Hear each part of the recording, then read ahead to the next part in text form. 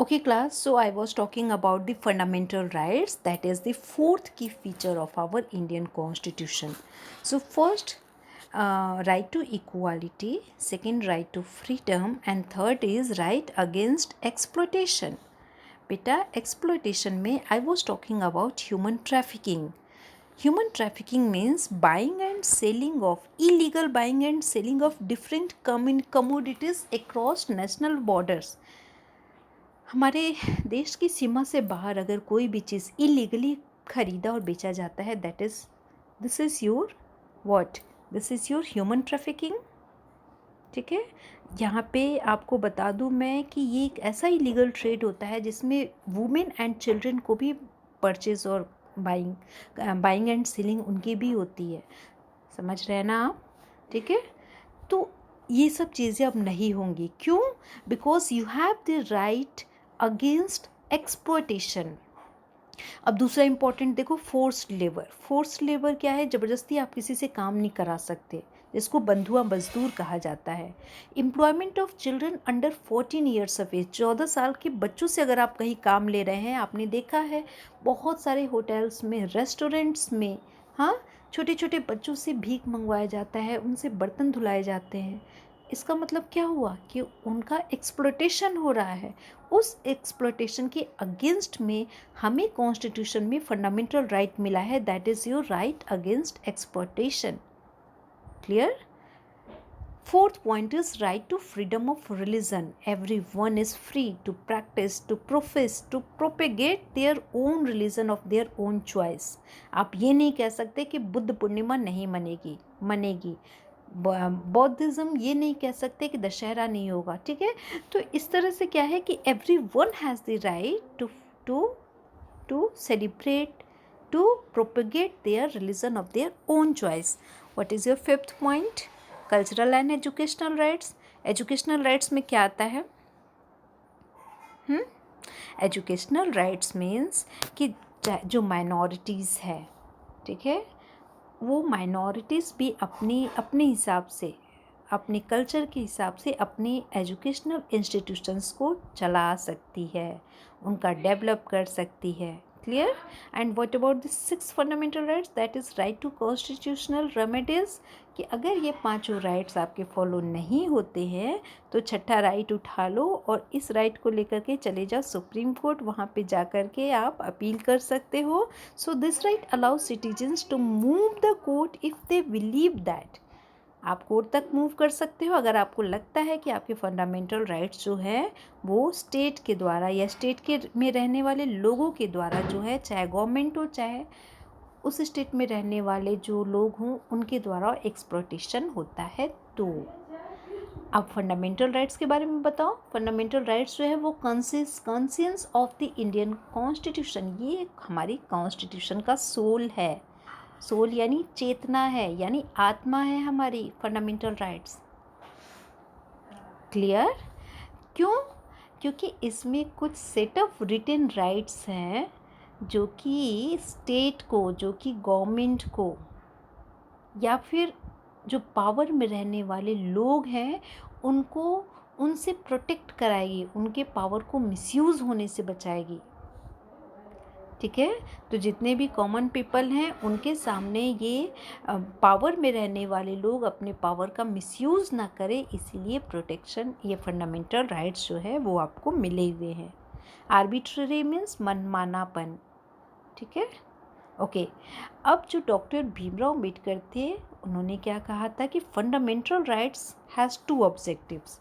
The first objective is that every citizen must be in a position to claim those rights, and secondly these rights must be binding upon every authority.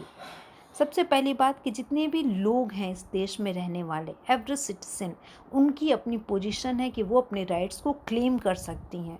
कोई भी उसका misuse नहीं कर सकता, कोई भी उस राइट को एक्सप्लॉइट नहीं कर सकता है. एंड सेकेंडली कि ये जो राइट्स हैं ये सबको मानना पड़ेगा, चाहे वो कोई भी अथॉरिटी हो, चाहे वो कोई पॉलिटिकल लीडर हो या फिर कोई पावर में रहने वाला, एडमिनिस्ट्रेशन में रहने वाला कोई गवर्नमेंट ऑफिसर हो, या फिर कोई भी हो, कोई बिजनेसमैन हो, इंडस्ट्रियलिस्ट हो, जो पावरफुल लोग होते हैं वो किसी दूसरे के पावर को, किसी माइनॉरिटीज़ के पावर को या फिर किसी अपने कस्टमर के पावर को, अपनी अथॉरिटी वहाँ पे वो नहीं दिखा पाएंगे। क्लियर? ये डॉक्टर भीमराव अंबेडकर ने माइनॉरिटीज़ की राइट्स को प्रोटेक्ट करने के लिए ये फंडामेंटल राइट्स लेके आए थे। Okay okay, come to the next. बेटा, एक directive principles of state policy है, ये एक अलग टर्म है फंडामेंटल राइट्स के अलावा। इसमें कॉन्स्टिट्यूशन में ये जो सेक्शन है directive principles of state policy, ये कॉन्स्टिट्यूशन में डिज़ाइन किया गया है, बनाया गया है। क्यों? क्योंकि the member of the constituent assembly, उनको ये इंश्योर करना था क्या, कि जो इंडिया में स्टेट्स हैं उन सभी स्टेट्स में सोशल एंड इकोनॉमिक रिफॉर्म हो सके उनका, ठीक है। और वहाँ पे अगर पावर्टी की प्रॉब्लम है या एजुकेशन की प्रॉब्लम है, ठीक है, इस तरह की कोई भी प्रॉब्लम हो तो directive principles of state policy के तहत वहाँ पे इसका सुधार किया जा सके। आपके लिए one homework, you have to do fundamental rights, you have to learn it. Number 1 homework. Come to the number 2 homework. This is your number 2. Which fundamental right will follow in the following situation violate? If 13-year-old child is working in a factory, which right will violate? Clear? तो ये आपका second homework हुआ. You will do it all these 3 and you will write down in your civics notebook. Okay. Come to the next feature, that is your secularism. This is the 5th key feature of our country, of our constitution.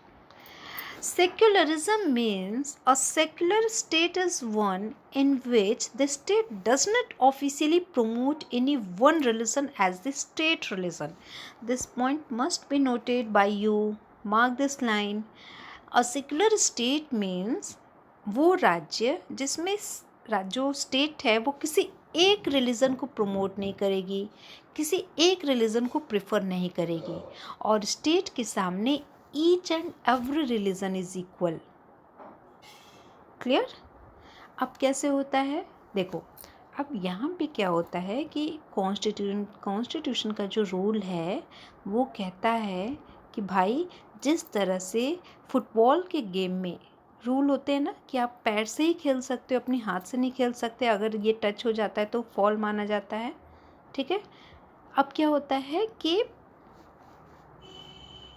A change, if there is any change in constitutive rules, तो पूरा का पूरा rule क्या हो जाएगा, football वाला जो rule है वो पूरा का पूरा गेम जो है वो ख़राब हो जाएगा। इसी तरह देश को गवर्न कराने के लिए, अच्छे से चलने के लिए हमारे देश में भी कुछ रूल्स हैं, ठीक है। अब इंडियन कॉन्स्टिट्यूशन जो है उन्होंने क्या किया था कि देश में भाई इतना बड़ा देश है, यहाँ का जो पॉलिटिकल सेटअप है वो सही से गवर्न होना चाहिए ना। इसीलिए आपने देखा था नेपाल के केस में क्या हुआ था कि जब वहाँ पे कॉन्स्टिट्यूशनल मोनार्की थी, यानी पहले तो किंग था, किंग को मिल गया कॉन्स्टिट्यूशन तो कॉन्स्टिट्यूशन से चलाने लगा, लेकिन जब 2006 में जब वहाँ पे डेमोक्रेसी इस्टेब्लिश होती है तो वहाँ पे अलग कॉन्स्टिट्यूशन की डिमांड हुई, है ना। तो ये सब क्या बताया जा रहा है कि जिस देश में जैसा जहाँ के लोगों की जो डिमांड होती है उसके हिसाब से कॉन्स्टिट्यूशन में वो सारे की फीचर्स को फ्रेम करके उसमें रखा जाता है। क्लियर हुआ? अब देखो, अब इसमें एक चीज़ क्या है, the constitution also mention fundamental duties. तो ये सब तो हो गया, फंडामेंटल राइट्स हो गया, सेक्युलरिज्म हो गया, और पार्लियामेंट्री फॉर्म ऑफ गवर्नमेंट हो गया, फेडरलिज्म हो गया। क्लियर? फिर हमने directive principles of state policy भी देखा था। But one more thing, what is that? We have fundamental duties. अभी तक राइट्स पढ़ रहे थे, ड्यूटीज़ भी देखो तो कि आपकी ड्यूटीज़ क्या है। अधिकार तो मिल गए, you must be aware about your duties, कर्तव्य। अब पूछो, आप कहोगे कि मैम मेरी ड्यूटीज़ क्या है, फंडामेंटल ड्यूटीज़ क्या है। आपने देखा है कि जब आपका 26 जनवरी या 15 अगस्त जैसे दिनों में हम लोग क्या आपको बताते हैं, कभी भी फ्लैग को रेस्पेक्ट करो, है ना। आपके पैर के नीचे फ्लैग नहीं आना चाहिए। जहाँ कहीं भी आप नेशनल एंथम देखते हैं, सुनते हैं, वहाँ आप खड़े हो जाया करिए। ये सब हमारी फंडामेंटल ड्यूटीज़ हैं। इससे हमारे नेशन का, हमारे देश का ऑनर बढ़ता है, देश को रिस्पेक्ट मिलती है। क्लियर। इसके अलावा कुछ और भी फंडामेंटल ड्यूटीज़ हैं। क्लियर। जैसे कि फंडामेंटल ड्यूटीज़ में जो आपकी पब्लिक प्रॉपर्टीज़ है, आप उसको प्रोटेक्ट करो। आपके जो ये पार्क वगैरह हैं जहाँ बैठते हैं, वहाँ पे आप क्लीननेस बनाए रखें। बहुत सारी ड्यूटीज़ है, एक बार आप इसको गूगल से भी देखोगे। This is your fundamental duties. Clear. अच्छा देखो, की फीचर्स में fundamental duties. Okay, next is okay class. तो मैं आपको एक चीज़ और बता देती हूँ, that is your glossary. Glossary means word meaning. अब कुछ ऐसे की टर्म्स आए हैं चैप्टर में जिसका आपको ध्यान रखना पड़ेगा। वो क्या है? Arbitrary, ideal, Indian national movement, polity, sovereign, human trafficking and टायरेनी। देखो, आर्बिट्ररी मीन्स मनमानापन करना, ठीक है। मनमानापन मीन्स क्या होता है कि आप अपनी चॉइस के हिसाब से काम कर रहे हैं, ठीक है, अपना मनमानीपन कर रहे हैं। आइडियल क्या होता है? आदर्श, यानी कि कोई प्रिंसिपल, ठीक है। आइडियल मीन्स कोई गोल या कोई प्रिंसिपल जो एकदम एक्सीलेंट फॉर्म में होता है, जो एकदम परफेक्ट होता है। जैसे कि आपको झूठ नहीं बोलना चाहिए। तो ये क्या है? आपका एक फिलोसफिकल आइडिया है, एक आइडियल है, आपका एक गोल है कि नहीं, मुझे ये झूठ नहीं बोलना है कभी भी, है ना। यानी लाइफ को चलाने के लिए कुछ excellent form. Indian national movement जानते ही हो, हमारे देश में thousands of men and women coming together to fight British rule, ठीक है। तब जाके हमें इंडियन इंडिपेंडेंस 1947 में मिला था। तो इंडिपेंडेंस के लिए जो फ्रीडम फाइटिंग हुई थी, that is your Indian national movement. Polity means, what does this word polity means? It means that it's an organized political structure in a democratic country। Organised political structure. जब आप 9th और 10th में जाएंगे तो अब आप civics की जगह क्या पढ़ेंगे? पॉलिटी पढ़ेंगे। तो सिविक्स और पॉलिटी में फ़र्क, डिफरेंस समझ में आया? सिविक्स में आप सिविक एमिनिटीज़ पढ़ते हैं, एक सिटीज़न के रूप में आपकी ड्यूटीज़, आपके राइट्स क्या हैं। बट पॉलिटी में you will read about the political structure of the country. What does this word sovereign means? Sovereign means an independent people, स्वतंत्र लोग, independent people. This term is important. Human trafficking. Human trafficking means illegal buying and selling of different commodities across national borders. अब उस खरीदना और बेचना, कभी कभी women और चिल्ड्रन को भी एक देश से दूसरे देश में भेज दिया जाता है खरीद बेच करके। दिस इज बेटा human trafficking. And what does this word टायरेनी means? Tyranny means the cruel and unjust use of power or authority। उसका अपनी अथॉरिटी का क्रूएलिटी के साथ यूज़ करना, अपने पावर का मिसयूज़ करना, this is टायरेनी। Clear? So this is all about the chapter. Thank you so much. And what homework you have got? Homework 1, what keywords अच्छे से आप देखोगे, and fundamental rights. There's 2 homework you have to do in your civics notebook. Thank you so much.